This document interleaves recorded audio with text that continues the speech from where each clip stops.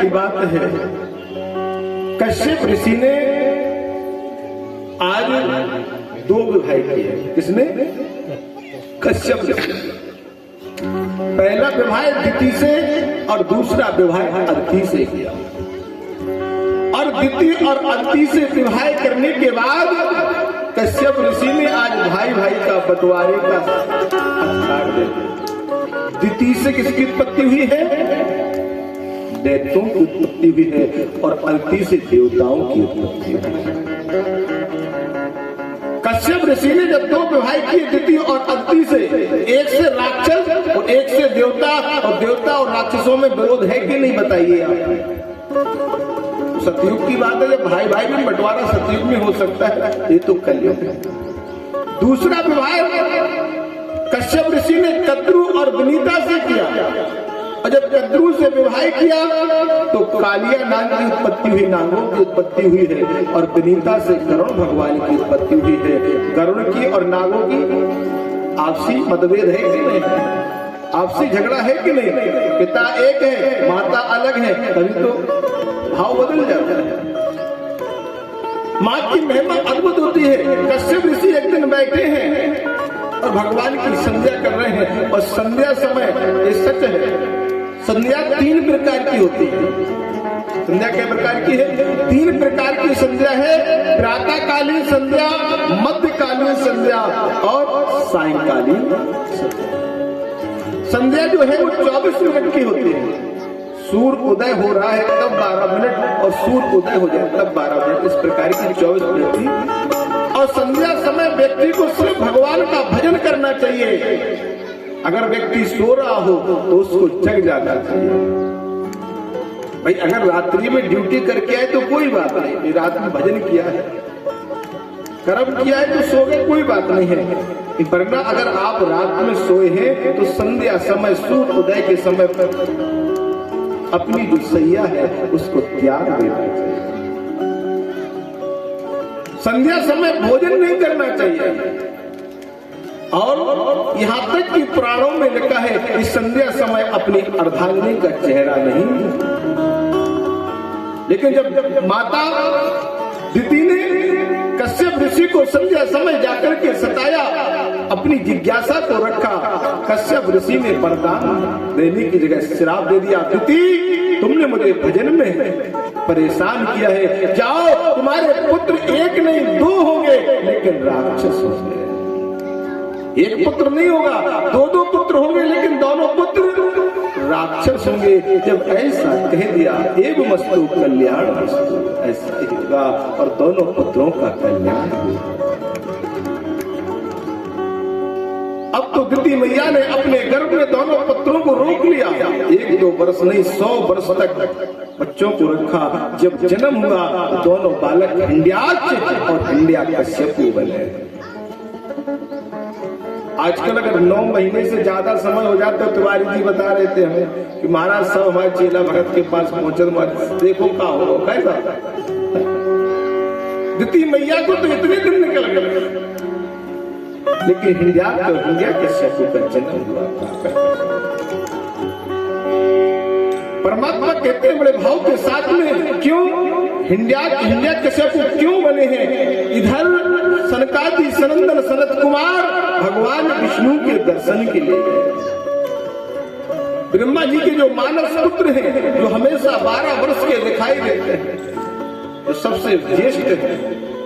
और सनकादि सनंदन सनत कुमार जिसमें भगवान विष्णु हरि के दर्शन करने के लिए क्षीर सागर में पहुंचे और इनके 2 पार्षद थे, जल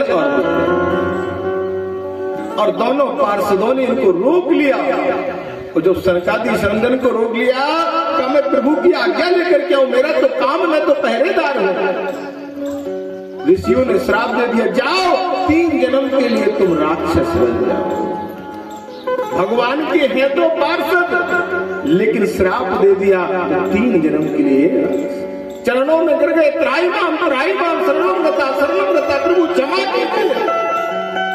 भगवान ने जब आवाज को सुना, बाहर आए, नारायण ने दर्शन दिए। नारायण ने कहा, जाओ 3 जन्म तक तुम राक्षस तो बनोगे, लेकिन हर जन्म में हम तुम्हारा उद्धार करने के लिए, वही जन्मजय पहले जन्म में हिंड्याक्ष और हिरण्यकश्यपु बने हैं, दूसरे जन्म में रावण और कुंभकर्ण बने हैं, तीसरे जन्म में शिशुपाल और दंत बने हैं। नारायण ने कभी नरसिंह बन करके, कभी ताराय बन करके, कभी राम और कृष्ण बन के उद्धार किया। बोलो लक्ष्मी नारायण भगवान की जय। आज वो संतादी ऋषियों के श्राप को लेकर के जन्मजय घूम रहे थे, और जैसी दिति ने आज कश्यप ऋषि से श्राप प्राप्त किया, तो आज वो दोनों मां के अदिति के गर्भ में पहुंचे। और जब गर्भ में पहुंचे तो हिरण्याक्ष का जन्म हुआ। हिरण्याक्ष का तो वध पहले बाराय रूप में भगवान ने किया। अब जो हिरण्यकश्यपु है वो भाई के मरने के बाद तप करने के लिए जा रहा है। मद्राचल पर्वत पर आज इस समय तप करने के लिए जा रहा है। वो अपनी अर्धांगिनी, अपनी पत्नी कयादु को बुलाया, और इसी अपनी अर्धांगिनी, अपनी पत्नी कयादु को बुलाया, और कयादु से बोला मैं 1000 वर्ष तपस्या करूंगा, कई वर्षों तक तपस्या करूंगा, जब तक मुझे अजर अमर होने का वरदान नहीं मिल जाएगा तब तक मैं ब्रह्मा जी के पास से लौटूंगा। कयादु ने जब ऐसे शब्दों को कहा, और वह कह रहा है कि भाई का मरना सुनते ही भाई का रक्त उबल पड़ा, भाई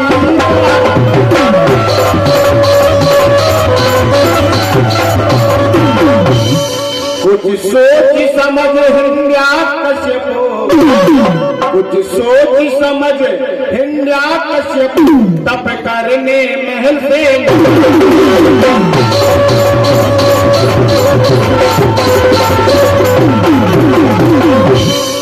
इसमें ऐसा कहा, भाई का मरना सुनते ही भाई का रक्त उबल पड़ा।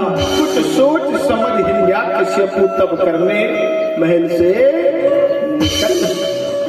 कयादु, तुमने सुना मेरे ज्येष्ठ भाई का नारायण हरि विष्णु ने वध कर दिया है, इसलिए मुझे नारायण से युद्ध करना है, और मैं ब्रह्मा जी से अजर अमर होकर के वरदान लेकर के आऊंगा, तब मैं आगे। जब अजर अमर होने का वरदान प्राप्त किया, मांगा, तब करने के लिए पहुंचा दूर। बृहस्पति जी बोले ये राक्षस है, और अगर ब्रह्मा जी ने अजर अमर होने का वरदान दे दिया तो ये इंद्र का सिंहासन ले लेगा। बृहस्पति जी स्वयं जाकर के तोते के रूप में उस पर्वत पर बैठ गए, और नारायण नारायण की ध्वनि को कर दिया। हिरण्याकश्यपु ने जैसे ही नारायण नारायण की ध्वनि को सुना, लौट आया, और लौट करके अपनी कयादु से कहने लगा, सुनो आज अशुभ हो गया। लोग भगवान के भजन को सुनकर, भगवान की यात्रा को देख करके कहते हैं शुभ हो गया, सगुन हो गया है। ये राक्षस है, कह रहा अशुभ हो गया, आज अशुभ हो गया। ऐसा होता है, जो सब शुभ होता है उसे अशुभ दिखाई दे रहा है। जब लीलाधारी ने ऐसी लीला को किया, गोविंद ने ऐसी लीला को किया, पार्वती परमात्मा ने जब ऐसी लीला किया,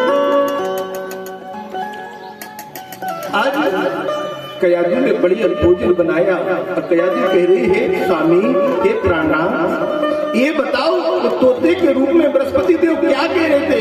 इसे जोश आया, होश नहीं रहा। जिस नारायण को शत्रु मान रहा है उस नारायण के नाम का उच्चारण कर रहा है, और पत्नी हो तो कयादु की तरह है, जो राक्षसों के बीच में भी भगवान के नाम का उच्चारण कर रहे हैं। भाव को भाव अलग आन सहू, और नाम जपत मंगल। आप भाव से को भाव से कैसे भी जपो, अगर भगवान का नाम जपोगे तो कल्याण हो जाए। जाकी रही भावना जैसी अपूर्व मूरत देखी। कयादु आज राक्षसों के बीच में है, इसका पति स्वयं राक्षसों का सम्राट है, और वो कयादु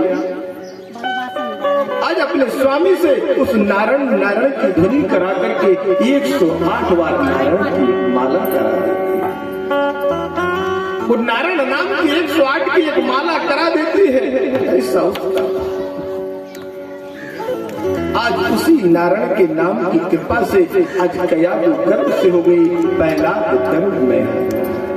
इंडिया कश्यपु तो तब करने के लिए चला गया, लेकिन प्रहलाद जी आज मैया के गर्भ में ज्ञान ले लिया। वो नारायण है, वो नारायण की महिमा अद्भुत है। इंडिया कश्यपु जिस समय पर्वत पर पहुंचा और तप कर रहा है, सोच रहा है कि घोर तपों की बात क्या, और दिया पवन तक रोक, उसके मारे चर अचल कापी उठा तेरे लोग। बोले घोर तपों की बात क्या, दिया पवन तक रोक, उसके मारे चर अचर कांप उठा। इस समय त्रिलोक कांपने लगा। फिर गड्ढे हुए ब्रह्मा जी, बोले मांगो वरदान, अजर अमर मैं भी नहीं तो दूंगा मैं क्या। ब्रह्मा जी बोले अजर अमर तो हम भी नहीं है, अजर अमर नहीं दे सकते, इसके अलावा तुम बताओ क्या वरदान चाहिए। इंडिया कश्यप ने कहा प्रभु मुझे वरदान ऐसा दो कि मैं भगवान विष्णु से युद्ध करूं तो मैं मारूंगा, मेरा इस पृथ्वी पर कल्याण न हो, आकाश में मेरा कल्याण न हो, भगवान के द्वारा बनाई हुई जो सृष्टि है उसमें मेरा कल्याण न हो। ऐसा मेरे मन में विचार है, जिज्ञासा है, आपसे यही मेरी भावना है, गोविंद से यही अपने विचारों को कर रहे हैं। बोलो राधे।